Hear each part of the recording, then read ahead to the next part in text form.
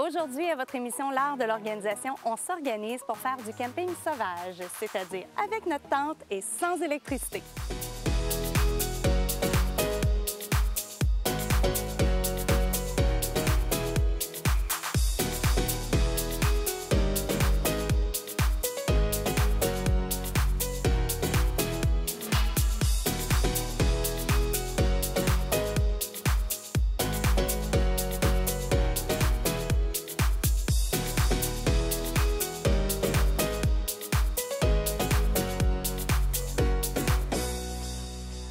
C'est maintenant le moment de parler de vos essentiels et quand on dit essentiel, bien entendu, on parle de notre tente. La première question à se poser, est-ce que je vais voyager à vélo, à moto, en véhicule?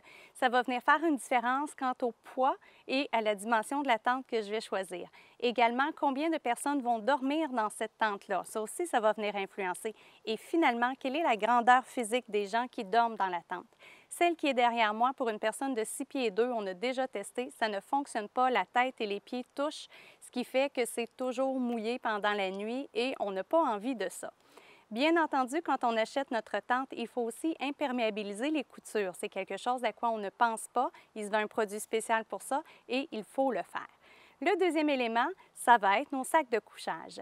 Quel type de sac de couchage est-ce que j'ai besoin? Est-ce que je vais dormir dans ma tente tôt au printemps ou tard à l'automne? À ce moment-là, peut-être qu'un sac de type momie avec le capuchon et la rétraction au niveau des pieds serait préférable. Sinon, peut-être qu'un sac de couchage standard pourrait aussi très bien faire l'affaire. On peut vérifier aussi jusqu'à combien de degrés Celsius le sac de couchage peut aller tout en nous tenant au chaud. Troisième élément, l'oreiller. Est-ce que je vais apporter mes oreillers de la maison, qui est un choix? Est-ce que je préfère avoir un oreiller autogonflable, qui est un autre choix? Ou encore, le truc que je vous donne, je prends une tête d'oreiller dans laquelle je viens glisser des chandails ou des vêtements plus épais que j'aurais apportés avec moi et hop, ça me fait un oreiller sans utiliser trop d'espace. Le quatrième élément, bien sûr, ça va être le matelas de sol. Est-ce que j'ai envie d'un matelas en mousse? Est-ce que je préfère un matelas gonflable?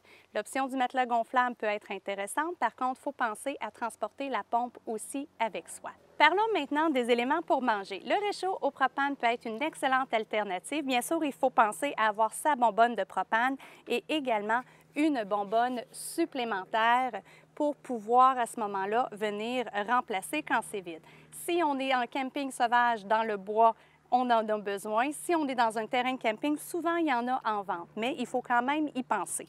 Dans les autres éléments qui vont aller avec notre poêle, on a besoin de chaudron. Moi, je recommande un chaudron de taille moyenne, un plus petit chaudron, une poêle à frire, mais là, encore là, c'est vous qui savez combien de personnes voyagent. Hein? Pour 6 personnes, peut-être que le petit chaudron ne fonctionnera pas. Donc, à vous de voir. De la vaisselle en plastique, des verres en plastique, parce que non, on ne veut pas de verre sur un terrain de camping, c'est trop dangereux de se blesser. Pourquoi pas des verres en carton également pour le café que l'on remet ensuite de ça pour allumer notre feu. Au niveau des ustensiles maintenant, je vous donne un autre truc. Dans une boîte comme ceci, autour de laquelle on place un élastique au cas où ça s'ouvrirait par mégarde.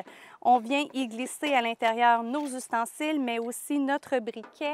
On vient placer également notre couteau économe, notre couteau standard et surtout, ne pas oublier le limonadier. Hein? Ça, en camping, on en a besoin. Également, en ce qui a trait à l'alimentation, on va vouloir faire la vaisselle. Donc, un panier comme ceci pour faire notre vaisselle peut être une bonne option, surtout aussi qu'on peut mettre plein de petites choses pour le transport, c'est excellent. En camping, on ne veut pas amener nos beaux linges à vaisselle blanc, on en prend défoncé, de même que le linge de table. Et si on a une bouteille qu'on peut récupérer pour mettre notre savon à vaisselle, à ce moment-là, en étant plus petit comme ça, c'est génial. Aussi, on veut avoir des jeux de société de petit format au cas où il pleuvrait, donc quelque chose qu'on peut faire dans la tente. Des épingles à linge, pourquoi pas, avec une corde. Les cordes jaunes, ce sont les meilleures parce qu'elles ne se mouillent pratiquement pas. Faire sécher les maillots de bain, faire sécher les serviettes, c'est vraiment excellent. On veut également des lampes. Une lampe frontale qui peut être pratique le soir quand on veut aller à la toilette, par exemple, ou encore pour allumer le feu.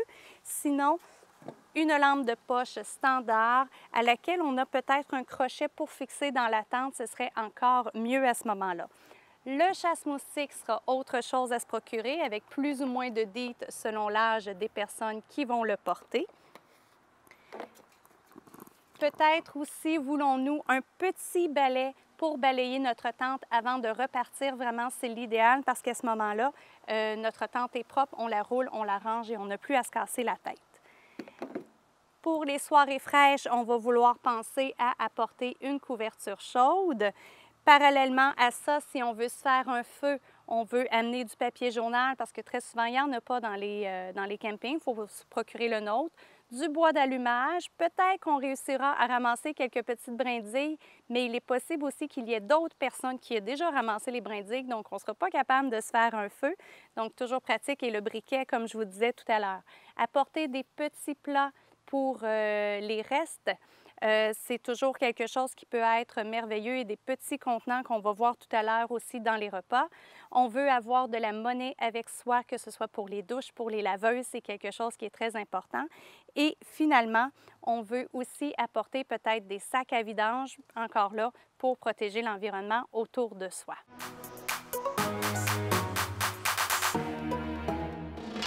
C'est maintenant le moment de vos trucs d'expert. Le premier truc que je vous donne, c'est concernant les fameuses chaises de camping. Écoutez, quand on fait du camping, des chaises bleu marin, des rouges, des noirs, il y en a beaucoup. Et là, on est autour du feu, on jase ensemble, on change de chaise. Et à la fin de la soirée, les gens repartent sur leur terrain et ils rapportent leur chaise, qui pensent que c'est la leur. Mais en fait, parfois, les gens se trompent de chaise. Donc, si vous avez une chaise que vous aimez, qui est très confortable et vous voulez la garder, je vous conseille de nouer un ruban quelconque, un bandeau, peu importe, de faire en sorte qu'il y ait un élément distinctif pour que vous puissiez reconnaître votre chaise et que si quelqu'un vient partir avec, vous vous en rendiez compte immédiatement. Le deuxième truc d'expert que je vous partage maintenant, c'est concernant, vous savez, les nappes qui ont tendance à voler au vent quand on est en camping. Il existe des pinces sur le marché que l'on peut se procurer, ça c'est une option. Mais ce que je veux vous dire aujourd'hui, c'est qu'on peut aussi décider de prendre des roches ou encore faire des boules de glaise et demander à nos enfants de les peindre. Donc ici, on a un fabuleux ballon de soccer peint par un de mes enfants alors qu'il était encore très jeune. Et on a ce qui a déjà été une coccinelle. Les petits yeux sont tombés, mais quand même, la coccinelle est encore là. Et c'est ce que l'on va mettre sur nos coins de nappe de façon à ce que ça ne parte pas au vent. Donc, on en a besoin de 4 et c'est un peu plus lourd à trimballer, mais la fierté qu'ont les enfants de montrer ça quand ils se font des petits amis sur le terrain de camping, là, ça a une grande valeur.